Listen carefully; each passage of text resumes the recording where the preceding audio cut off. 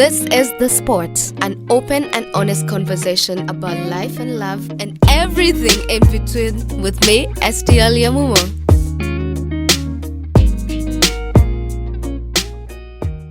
What's up, everybody? Welcome once again to another exciting episode of the Sport Podcast with me, STL Yamumo. Kindly do remember to subscribe, and this is part 2 of our conversation with Beryl Owano. Kwa hivyo kama bado hujacheki part 1, check out part 1 and then come back for some more, conversation right here. And also just a quick reminder, ni kwamba, if you're looking for a place whereby you can get your video shoot or your photo shoot, check out Kamunge Original. Wako based at Agro House, opposite Fair Center in town. Yes, 6th floor. Yes. Also check out their social media pages for more details. Welcome back. Thank you. Yes. Beryl, unajua nilikuwa na expect today utakam. I was even worried about my makeup cause you know me with makeup. Yeah, I know you with makeup. Nakujua yani you and makeup. You're very good. Hata nilikuwa nasema akikuja if her makeup is lit, nitamuingiza box to do my makeup. Oh wow. Yeah, this is me naturally. I decided I want to be off makeups for a while. So you'll just be seeing me in makeups, mostly in video shoots and stuff. So it is a start. I'm just embracing my natural beauty. And also, I'm sick a little bit, so inachangia hapo kidogo. So that is why I've taken a break from the makeups. But I will be back in the video shoots. And this is something also I've seen with Alicia Keys. Oh, yes. Okay, with her, she's doing the same thing. I think when I've seen the awards she's been going, is the current ones, the recent ones, and she's in makeups, just kidogo. Kidogo, but kombali, and that is what I want with me too. Also, as in the normal thing is, watu kunje, they appreciate me more when I'm in my skin more than when I'm in makeup. So I think it's a good journey I've started. Let me see where it will take me. But kama kuna story men can tell better ni women and makeup.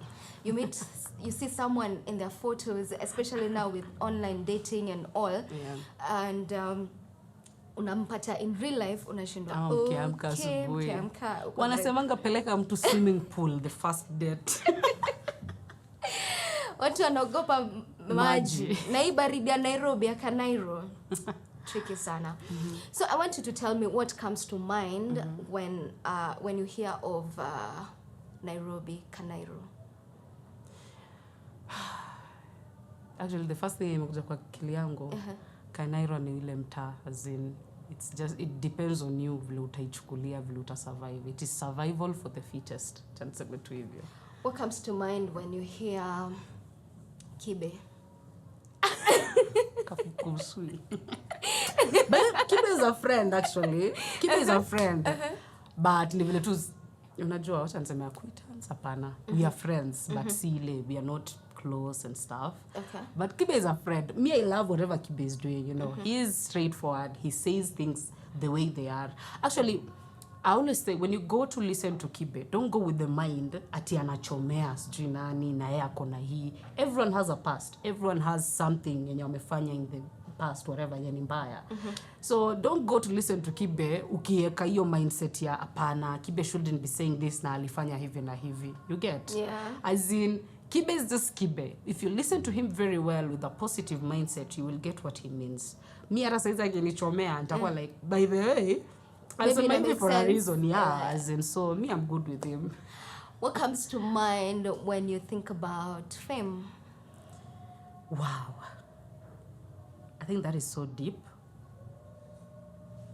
For me, it's an impossible thing for me as per now. But at the same time, I'm keeping hope alive. Yeah. At the same time, I'm viewing fame like anyone who wants to be famous, be famous for a reason, with an impact somewhere, change somebody's life. The goal that I stand with every now and then in my life is be kind to your fellow human being. Ikue kwa kupeana chakula, ikue kwa njia mkipitana. Just be kind. Hakuna haja step on somebody's shoe but sababu unatembea haraka or something. In each and everything you do, stay kind to your fellow human being. So if you're famous, humble yourself and stay kind to somebody who is down there, because you never know. Tables do turn every now and then. Wamekuja wengi, wamekuwa wakubwa na saizi wako chini. So you stay kind and stay humble when it comes to fame. Wow. I want us to go back to an issue ambayo touch on it in the first part, which was you spoke about depression. Yeah. And only released slowly in 2017. Yes. So 2017, you're at the peak. Ndio umekaa kidogo kwa industry, umesema 3 going 4 years, but finally hit it. Manze? Yes. After slowly, I can say I was still very young at mind, and even with my experience in the industry. Fine, vitu zilikuwa zimehappen haraka sana. Nime-release mziki, and then my dad was really supportive then. And then it just got somewhere, and ndo hivyo, slowly ndo hivyo. It's a big song. It is being played here and there. And now, we always say in the industry, the higher you go, the colder it becomes. Yes. Because you will meet with a lot of cold people. Wenye watataka wakutumie vile wanataka, wenye wanataka, as in so many things were happening at that time. So it just happened. After slowly, I remember nilitoa, I think, Me and You. I even shot it in town. Yeah. And after Me and You, that was the period. Let me just talk about the whole process of depression. Kwanza hata before uende kwa depression, let me mention something about Slowly and Me and You. Yeah. Ulikuwa umeamua sasa you're serving us men. The shirtless men in those videos. I don't know why the directors walikuwa hivyo, because Slowly was shot by Richie G, and then Me and You was shot by Trey Jewels. So sijui walifikiriaje kuget hizo vitu. Anyway, that was some snack right there. God. Yeah. But I think during that time ndio Nadia alikuwa amekuja sasa. Na ametoa Sirahisi. My God. Yani that chick came and it was a blow like everywhere, Unapata huyu msemo ulikuwa unaongelesha naye kina kinkaka kina nani wanampost. Wewe upostiwi hata kidogo, you get. I'm not complaining. I'm just saying a story the way why my depression came and all that. Okay. And it just happened at that time tena bado nilikuwa nimefanya ndio nilikuwa manager the PR. Yes, job ya PR. So after releasing Me and You, actually ndio niliachana na job. Nilikuwa like me I want to do music because I'm seeing Nadia amekuja manze, you get. Yeah. Yani that healthy competition, I'm like na hiyo pesa niko noma mse. Yeah. So it just happened, something I didn't appreciate at that time also. Fans, I think the people Nadia was working with walikuwa in it like fully, yeah. Wao walikuwa like they are going to tarnish anyone on the way, wata bring down anyone on the way ndio waende mbele. So I remember I used to post the video of Me and You, the links kwa groups zenye nilikuwa. And of course Nadia was also in those groups. And watu hawatashughulika na mimi at all. Yeah. Wanashughulika na yeye mo. Yeah. Of course she's popping. Yeah. So kind of I felt some type of way. We're human. Yeah, I'm human. Yeah. Not hatred towards her, but I was like, why is it not happening to me the way it's happening to her? And considering just a few months earlier, ulikuwa a huge hit. Exactly. Yeah. And also, Nadia was my friend. She's still my friend. So it was, I remember even the first media interviews, tulikuwa tumeenda show, tumeitwa sisi wote show, Machakos. And I remember hiyo show ilikuwa, oh my God. Because I got on stage, I was like the main artist sasa. Nadia performed, ndio mimi nikaingia stage. Do you know I went to perform, now what people were still calling Nadia's name? What? So you can imagine. You're the main act. Goodness. Oh my God, it was so disturbing. So from then, nakumbukata tulichelewa kwenda Hot 96 because we were booked for the same day for a media tour. Na tulitoka Machakos, tulichelewa kabisa, tuliperform sijui mpaka saa ngapi, tukaenda tukalala, we in the same room with her. And ilibidi tuchukue boda sijui from where, Mombasa Road huko chini kabisa, just to make it to the studios. And I remember, so the whole process went on. When I share my music, fans wanakuja, you know. Others were really abusing me. I don't know, I've never shared that with her. And they were really abusing me to the extent, unajua natoshanishwa na yeye, and it was really disturbing. So at that time, nikaachana na, I was prompted. I was like, you know, it was a risk I'm taking. Nikaenda mimi nikasema mimi staki nini kazi, yeah. Because now una feel like you're not giving music your 100%. Exactly. Maybe that is why I am not getting results. Like vile Nadia na get results. So but at that time sikuwa najua kuna kitu inaitwa favor, manze Beryl. So I lost my job. Ndio hiyo nikaenda ushago, kurudi nikafanya Calypso. During that time it was sponsored by Mheshimiwa Joho and his team, kina Gets, Pilipili FMs, kina Susumila. And after that, sasa ndio mambo ikakuwa mbaya. Yeah. Nilihamia Mlolongo. Wait, kabla uende Mlolongo, ulikuwa umeenda ushago because now you left the job and went to Shags. Before I went to Shags, depression ilikuwa ishanipiga. Okay. So me going to Shags, my parents wanted me close to them because now it was getting to that worst point of, you know, you want to use substances just to keep you high and you forget about life's problems, yeah. And I remember I went home, and then kitu ilinirudisha ni performance ya, not even performance, uko ni mbali. I think hiyo kufanya Calypso, yeah, because I had to come nikienda the trend, yeah. And that was my first time at the trend with Amina. And she really encouraged me. So Amina tena kuniongelesha nikaona, Beryl unaweza hii kitu. Wewe rudi Nairobi, enda upambane. And you know, I was so used to the life of mimi si depend on my parents to provide. I was providing even for them. Yeah, nilikuwa napata do, mom, natuma hii. So the depression kicked in. Nikahamia Mlolongo. Kabidi nimeenda Mlolongo. And if I tell you, STL, I was staying katikati ya soko Mlolongo, and I used to cook chapos just to earn a living. And at that time I have a hit song. Yeah. Slowly Out. Slowly is Out, Me and You is big. Calypso is big. Yeah. And I remember nilikuwa na that single room. I had this small mattress. I just had that mattress and a few clothes. Vikombe sijui ngapi. Nilikuwa na vikombe. I think nilikuwa na plate. Gas hata sikuwa nayo. It was hectic. Cause natoka hivi watu wako like, si ni ule demo slowly. Mimi hata nashangaa ni aje watu wako inipiga picha watume, you know, to these blogs and stuff. Manze, my entertainment life, God ndio amekuwa anashikilia kila kitu. So it was crazy. And at that time, nilikuwa nimefanya Calypso, and I had not finished paying some clothes. I don't yes, some outfits. I remember that post. Exactly. So, and I remember I was posted Nairobi Gossip nilitusiwa ile sana. And people just never knew this is what she's going through. And the balance was only 6,000 bob, and the whole amount was 26,000. So this is a stylist that I've been, by the way, shout out to her, Achietigo. Me loved her work. Na hata saa hizi if it happens we can work, I will still work with her. I think tulikuwa tumefanya kazi for the longest time. And I was like, manze, saa hizi sina, because I was really paying her as in all the jobs she ever did for me.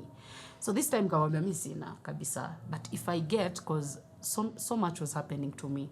Ndio hiyo nimehamia Mlolongo. I can barely get 100 bob. I have to kupika hizo chapo. Okay, I don't blame her. Maybe hakuwa anajua nini exactly. Ni kazi. Maybe hakuwa anajua ni nini yenye Beryl anapitia kabisa. So I remember I lost my grandmom during that time. Hiyo story kitokea. So imagine napostiwa na nazika my grandmom nyumbani.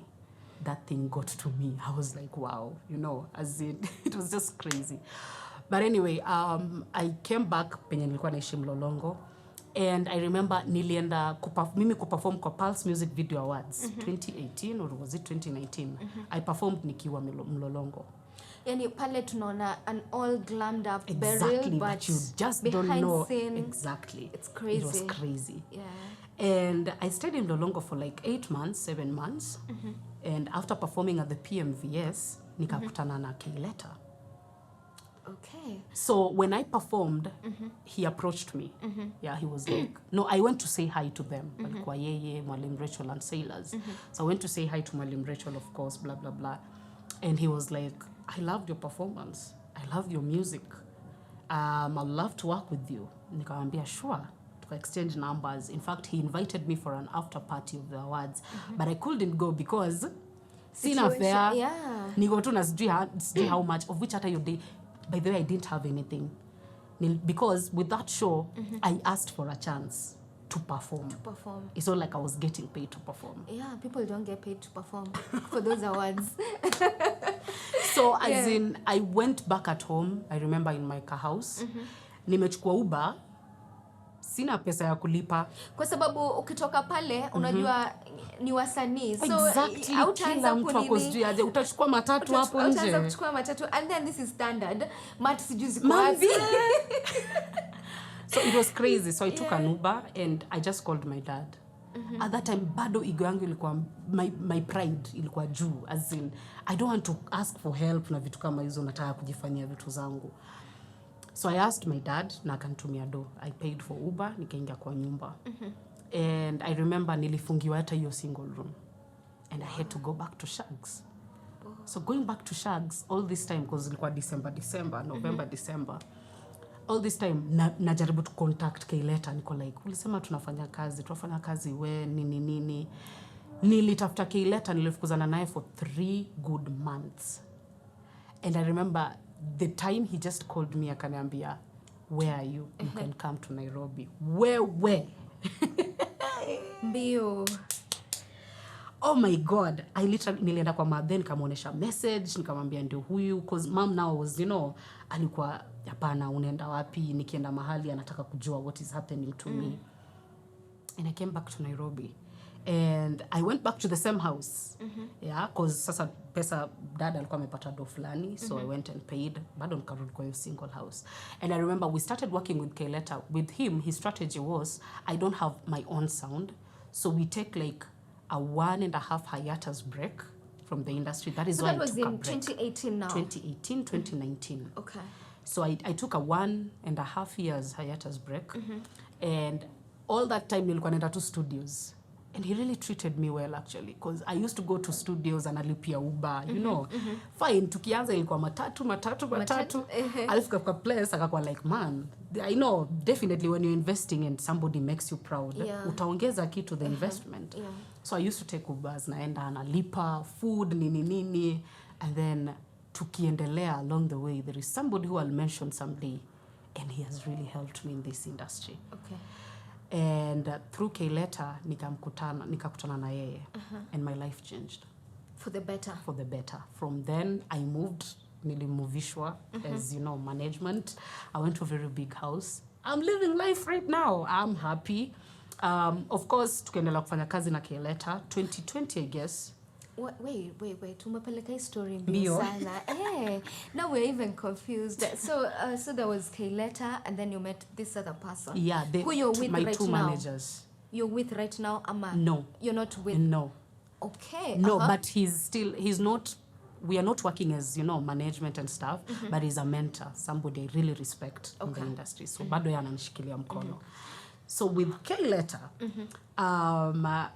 we did the songs, na ikafika 2020 kwanza ku-release the jams, yeah? And we did Fire Emoji. Yes. Ikafanya poa, we really pushed my comeback sasa. Do you feel that when you did Fire Emoji, it was a different you, a different sound? I felt that. Okay. And I still feel to date. He was, what I loved with Caleta, he was really challenging me. Alikuwa like, nini gengeton, andika gengeton, nini Beryl, andika, So with me, I think right now, my versatility inatoka kutoka kwake. Yeye ndio amenifunza hiyo. Amekupush to push the boundaries. Yes, exactly. Yeah. So Fire Emoji, fine. I wasn't that comfortable with it, but when it came out, niliona inachezwa, so I was like, okay, nice. And then we did Usiogope. Whoa, that is an awesome track. It's among my favorites. Yes, it was done by Saint P. I wrote the song. Caleta definitely alisaidia hapa pale, especially leo kuna form kuna hela huko kumekrom kama jela piga zungusha vela tuko na maodi na makwela. Yes. So I think with Usiogope, it was one of those jams, as in as I say, one of my breakthrough jams, because Usiogope is really big. Not after the hiatus. Yes. Yeah. Because it has really been played in the matatus and stuff. I receive videos every now and then. So after releasing Usiogope, ndio mvua ikaanza kutunyeshea mimi na Caleta. Wow. Okay. And I think with us, Caleta is a brother that I never had. Yeah. Na mpaka saizi ya anajua hata. As in, he knows I'm that sister. We shared a lot, and he really helped me a lot. Yani, kaa kuna mtu naweza sema alinisaidia ni yeye. But I think just business wise, it never worked. Yeah.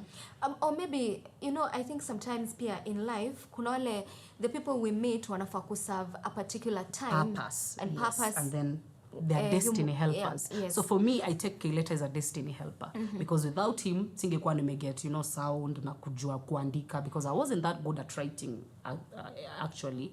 And he opened up the brand Beryl to the world. I can say that, to Kenya now. Yeah, because songs zenye tumefanya na Caleta, okay, there are very many songs that hatukuwa release. Including collabos. Including collabos. With guys from outside Kenya. Yes, they are very, very good songs, actually. Okay. But we just couldn't release them. I fought zikuwe released, but, hatukusikizana business-wise. Split sheets, they weren't making sense to me, and, vitu kama hizo. Fine. Mi ndo nilijitoa. I was like, no. I think for me, my mental health matters a lot. And when it got somewhere, I'm like, hapana, tunaenda kukosana, of which haifai ikuwe hivyo, wacha nijitoe tu roho safi. I mean, he has played his purpose, and that is what my mom has been telling me all my life. There are some certain people who will come to your life, kazi yao ni kufanya tu kazi kidogo, alafu ndo hivyo mwachane. Yeah. So I think with Caleta, it was just that. Yeah, it never worked out. And he concentrate on a different side, of which I don't blame him for it, because for me, numbers weren't going up as such, and he's an investor. Yeah, huyu ni mtu anataka returns baadaye. So avoid story mob, I just decided, let me leave. Kuachana na Caleta, ndo hivyo sasa nikubaya. Me, I thought nikiachana na yeye, ndo hivyo, as in I can still release the songs and blah, blah, blah. That is when I came to know vitu za industry. Copyright maneno. Because he was an executive producer, so he has rights to all of those songs. Yeah. You get? Yeah. So, kama tuja elewana, siwezi release song, he will just copyright it. And I remember we did a song with the Kelechi Africana. Boy, I'll be there for you, man. That song, I think it was my highest streamed songs on the streaming platforms. Yeah. And it opened up my brand to Tanzania. Right now, most of my listeners come from Tanzania and Uganda, actually. So I was almost doing the video to that song. And then the copyright came. From who? Caleta. I was like, wow. Ni hivi. Mi sina do ya kwanza kupigana. Hata hiyo kidogo tu ya kuelewana, because now with him he was talking legal matters. Yeah. I was like, me don't have this money. So it is ni mbaya, nimeshindwa, sina nguvu, but it is what it is. I still have the talent, so I'll have to go to studio and create new music. New music. Before we even proceed to other issues, umezungumzia something called a split sheet. Yes. And, so what happens when you do a collabo, when you get a management, terms and agreements ni gani? Agreements were different, yeah. Kuna the 360, and you are all in it, as in, you are from your shows, endorsements, brand endorsements, song endorsements, kila kitu, anything monetary yenye tatoka kwa brand yao, brand yako, lazima management yote ikulie. And then there is this other deals, I've just forgotten the name, yenye, can I say inclusive? Yeah, like the management is required to do some certain stuff, alafu wewe uchangie pia ufanye some certain stuff. So with me, it was a 360 deal. ile inamaanisha everything you do, everything you make money, they have a percentage. Yes, they have a percentage from it. And the percentage was? That is kind of private. I can't talk about, the legal matters. Legal matters, okay. But I just didn't agree with him when it comes to those percentages, those are splits and stuff. Because there are private reasons, vile tulikuwa tunafanya kazi, you get. So I was just like, no, I don't. It doesn't work for me. It doesn't work for me. Yeah. So avoid kwenda kwa lawyers and spendings, time bado nimeenda koti and stuff, I just decided, let me leave this. And there were so many songs, good songs, they affected me mentally because nilikaa chini nikiziandika, And art, you put so much energy and effort to your it. stories, your experiences. And I felt bad. I still feel bad to date. Huwa natamani sana if we can just do the songs, ama ni release, but it is what it is. So again, I had to take a break last year. So hapa Caleta ame come, ame ku elevate, and then you go back to now where you were. Yes. Things go bad again. Now they went bad business-wise, as in I can't release music, I can't do anything. I don't have money at that time kwenda studio. And last year too, after usiogope. So nikajikalisha chini, nikajiambia Beryl, umetoka mbali sana na muziki. You've been, as in, as in I've seen it all in the industry. So right now, it's you to decide whether you want to go on with singing or not. And I remember that day vividly, nilienda studio na niliimba vibaya sana. Nilikuwa nimepewa pesa ya food, upkeep and stuff. I used that money kulipia studio. No kaimba vibaya. So what happened was, nilimit na Yvonne Dark. We have a song with Yvonne Dark, by the way. And I'm really waiting. Mama, what's happening? Why are we not releasing the song? So there's a song with Yvonne Dark coming through with Beryl. And Yvonne Dark is the one who introduced me to Mado, the producer. Mado, yeah. So when we went to Mado's, uko ilikuwa like, unjua, I'm seeing the studio and I'm like, manze, ni long nikikuwa kwa such environment. Yeah. Nilimba vitu zangu wewe. Yani, akili yangu iko ili click very in studio, as in, this is your career. So I remember that day nikarudi home, then nikaenda tena sasa. And from then it has been good music. And I really appreciate Mado because he was understanding me. Alikuwa like, he kind of changed my style kidogo. So that is when More. So give me more came about. So after More, I've done a couple of songs with Mado, very dope songs. There is another one that I released, but it's just on the streaming platforms, and it's You Don't Know. You don't know. It's such a good song. And actually, I'm surprised. It's really getting streams. So after You Don't Know, it's when I released Dakika. And that is when I met with Kim Life, who made me meet the producer. No, Uplift Entertainment. No. Okay. Okay. With Dakika, Kim Life, we have a song with him. He has featured me in a song right now. And he's the one who made me meet that producer. So the producer just fell in love with my vocals. Producer Mello, Dine Mello. And he was like, let's do something. So we did Dakika. So when I did Dakika, it was that time ndo nilikuwa na meet kina DJ Lebs wa Uplift Entertainment. Okay. So during that time, akapenda Dakika, nikamchezea Dakika. I was like, wow, this is such a dope song. Tunafanya video. Now I see where Nani came in. Nani? That guy. The video vixen in that Dakika song. Go check it out. Now I see where he came in. Wisdom. Wow. Yes. Wow, interesting. Yani, ni interesting venye different people connect you to different people who come in handy when it matters. Yes, so with me, I don't regret anything whatsoever. Fine, it makes me feel bad because there are issues that are hanging that haven't been addressed by these people, by certain people. And fine, it is what it is, but I don't regret the experiences because zimenifunza a lot. During my waiting period, I learned how to be patient. I learned how to, to be humble. I learned so many things. I connected with myself mentally, and I'm good. I'm really good. So right now, you're not under management, uko solo? No. I'm solo. You're independent. solo. I'm doing things alone. How do you feel? How is it? It's overwhelming. Really overwhelming.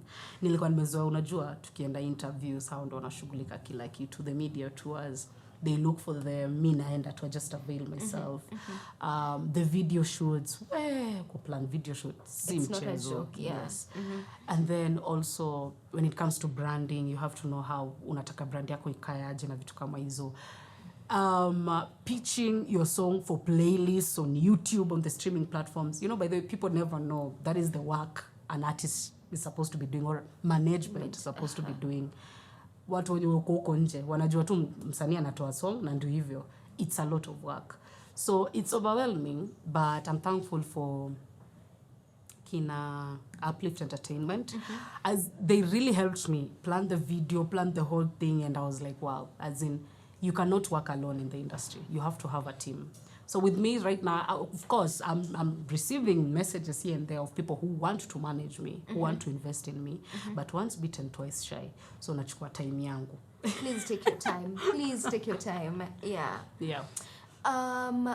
Kuna something you mentioned, you know, that happened to you. Na ni kitu ambayo ina happen kwa industry. That's something else that's happening. People take it as it's happening, so what? The use of alcohol and drugs. It's a lot of artists wenye mimi najua. Unajua tu huyu mtu ako na hii shida. It's probably because of depression or because venye industry iko, but it's happening. Like, what do you have to say? This is what I'll say. There is a normality that has come in our lives sahizi. Okay, let me talk specifically about the industry. Vitu mob sana saizi zinatuchua kama norm. Yeah. Of course, si ati ina happen pekee kwa wasanii. Yeah. Ina happen kwa watu huko nje. As in right now, the world is full of depressed people. Yeah. Watu ambao wana fight silent battles ambazo hatujui. So this is what I'll say about the whole matter. Different artists have different mantras when it comes to entertainment, yeah. And their creativeness, how their creative juices come in handy. Exactly, it's different. So kuna mwenye atataka atumie kitu, kuna mwenye atataka kunywe kwanza, kuna mwenye kitu si rahisi because that is art na inatoka kwa akili, no, writing stuff. So with me, I wouldn't judge them at all. I have been there, so, and that is what I'm saying. Don't, if you see an artist vile naonanga watu wanapiga picha ati mmetuma mnaanza kuiongelea, fine, sisi ni kioo cha jamii, tunaangalia branding na vitu kama hivyo, but the first thing that will come to your mind when you meet an artist in whichever situation, ikuwe mbaya aje, please keep in your mind, register in your mind that that somebody is a human being just like you. Kenye unapitia at your workplaces ndio kenye pia sisi watu tunapitia at our workplaces. And ni vile tu the only difference is we are out there. We are on the limelight. We are on the mainstream. Nyi mnatuangalia, you get. So I think it shouldn't be treated as sijui wasanii wana behave hivi and that way. But please make sure you are there for that artist. Yeah? Don't judge us. Usiingilie watu sana. Wasanii ni watu tu kama wewe. Also, with artists, don't use that stuff to that extent. Yenye sasa you are dependent on it. You can't do stuff. You can't sing in studio. Unajua, wasanii wengi saizi, most of the artists, okay, most of the artists wenye tunajua, I was to mention her name, gosh. We end up, you know, watu wanakunywa pombe sana mpaka unasahau hata kufanya vitu zako, ama media tours unachelewa kwenda, vitu kama hizo. Fine, do it, but high. Exactly. You know, you're going to a media tour when you're high, and it doesn't make sense. With me, I always say, if you want to use those things, use them when you're doing in studio, you know. Up on the penny, you want the creativity to come, you want everything, you want to use every angle of your brain, yeah, to write music and stuff. But when it comes outside there, why use it? Yeah, why use it when you know you're going to be judged? So as long as we don't want these people to judge us, but peer, your discipline matters as an artist. Okay. Goodness, there's so much to talk about. Yani, atuwezi maliza hii kitu kama sijauliza a couple of more questions. I know the director ananiambia time's up. But how is dating as an artist? Very tough. Mimi mziniulize kama niko single au siko single saizi. My God, it's tough. It's tough. Yeah, it's really tough. What's because the worst thing ishai happen? Like, uko like now this dating thingy. First tuko Kanairo, then you're an artist. I mean, double tragedy. Something that happens in the industry. If you're with this person, huyu amekuwa na watu kama sijui wangapi in your circle. So Yeah. it's crazy. It's that crazy. So with me, I'll say, as much as I want it to be different for me as an artist, sijaipata ikiwa different. There is a particular point in my life where I was almost getting married. Allah? Yes. And the guy really wanted, like, when the introduction... jokes, say. Introduction and stuff. Hey. Nani juzi tu. Akaona nimetoa usiogope. Usiseme aliabort your mission. Fine, ilikuwa anaificha, but the way he was coming, he was really serious. Were you ready? I wasn't ready, but I wasn't ready. Because with me, I feel like I have to accomplish a lot right now. I have a lot to accomplish. And me just getting there, like, mind yangu inafai kuwa settled. But right now, my mind is not settled. I'm thinking of the next song. Which person is approach for a collaboration? Do I get to the next level?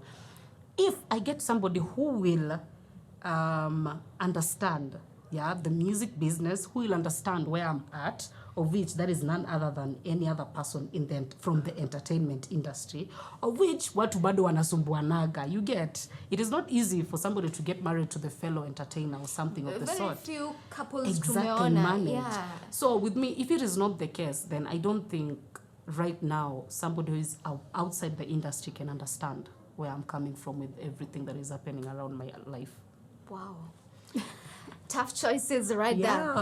Which female artist are you looking forward to collab with in the coming year? In this year, and I really love Sana. Sana Ipintande. I think your collab with Sana will be amazing. Fire, yes, right? Yes. Let me release the EP first, and then maybe she'll be like, "Ooh, Beryl." Make that move, by the way. Make that move. Yeah, as in, she has really influenced my music from back then, and I love her. Nampenda anajua. We've talked on phone, live on TV with Dr. Fueneke. So I know she remembers me once in a while, like the name Beryl pop up. I love Jovial. I love the way she sings. Okay. I love Nadia a lot. Wewe na Nadia, you guys are like BFFs. Mbona hamja drop BFF? Hapana. Okay, you're friends. We are friends. And you talk a lot. And unajua, it's not the same way when you unasema, Sana remembers me, like maybe akiona jina yangu atanikumbuka. Yeah. Nadia knows you. Yeah. Mnajuana. Yeah. I think that is a question best known to you guys mmeperform pamoja, mmekuwa in, like your sisters. But you see, again, what I'll say is, once mtu amebuild brand yake, you cannot judge somebody kama hataki kufanya kitu nawe, ama kama inachukua long ndio mfanye kitu. Because haujui yeye amejiplan aje. Because these people now, me, I'm so sure Nadia ako na calendar ya the whole year. Yeah, anajua after this nataka kufanya hii, ashapanga vitu zake. So with me, I always say, when it comes, it will come, and it will come at the right time. Wow. Yeah. Okay, can we wrap this? Can we take this home now? Sure. Oh. Now, uko na mafans, kama kuna an artist unajua akona fans across Kenya, it has to be you. Yeah. Because you're I think the fourth person. Amina said it. There is a presenter at K24 said it. You and also Caleta. Yeah. Uko na fans, unajua kuna wale wasanii wenye wako na maybe their fan base is in Nairobi or a particular place, county maybe. Wewe ndo the one person najua, yani you have fans everywhere. Like, have you thought of maybe going to perform in Marsabit? Or you have already? I have. There are plans that are coming up. I'm going to keep you updated. Yes. The first show that we are doing, okay, I already did my first show this year, but the next one is Roysambu Cultural Festival. Okay. And it's happening on the 27th of May. So that is the first show I'll be doing, as in a big show that I'll be doing. And tutakuwa na kina Mtoria, kina nani, you get. Mtoria is amazing. Yes. Yeah. Irosh, as in it will be fun. You guys should come. And I'm looking forward. There are plans that try to make. There are people we are in talks with as per now. And I'm just shocked, like, people can call me for shows saizi. I'm like, wow. So as in everything happens in its own time, you get. Yeah. I'm looking forward kwenda kuperform hata si Marsabit. A place inaitwaje? There is a place hizo sides. Samburu County. Yeah, hizo places. There is a name I'm looking for, but it will just come. No. Okay. So I'm looking forward. But one thing I will challenge artists, sometimes artists na feeling they concentrate so much on the bigger cities like Mombasa, Kisumu, you know. Awafikiri hizo places zimejificha. Na hizo places zimejificha. That is where the money is. So challenge to you, nataka kuona ukiperform everywhere. You'll see me. You'll see me. June actually. Okay, so there's a New Year song coming up. Yes. Tours coming up. What else do you have for your fans? Just a whole EP, you know, gospel, blah blah blah, vitu zote. And then a new nimejibrand mara mob sana, but mi usema people will laugh at whatever I'm doing, but najua, yeah, you know, you fail, ndio una learn, you get back. So a lot of rebranding is going to be done, is happening actually right now. People can notice I don't post photos every now and then. It's because we have something that we are going to be bringing forth. Hivi karibuni, so stay intact. And then I have a podcast that is coming up. Yes. So it's a very good, I'll just basically be hosting guys who have passed through stuff in their lives. Mtu kama mimi na stories zangu, and then nikuambie the way I've triumphed through those experiences, yeah, the way I managed to get here, what I've been doing, what happens as in nili ni hapenia ndio nikafika hapa, vitu kama hizo, just basically stories. And I'm looking forward to help mentally disturbed people waone si hao peke yao ndio wanapitia hizo vitu. Everyone has a battle he or she is facing in this industry or in this world, in this life, and it just depends on how or who is around to keep you sane. So yeah. Okay. Parting shot kwa fans, and also you know, where can people get you? Okay, the parting shot will be generally, because I've really talked about mental and stuff. Elections zinakam. Yeah. Tumia akili yako kindly. Don't vote using, you know, hizo ma 50 bobs unapewa huko. Fine, zichukue, zigrab zote. But use your common sense when you're going to that ballot, because manze uchumi imepanda saizi. You see the way we are living our lives saizi in Kenya.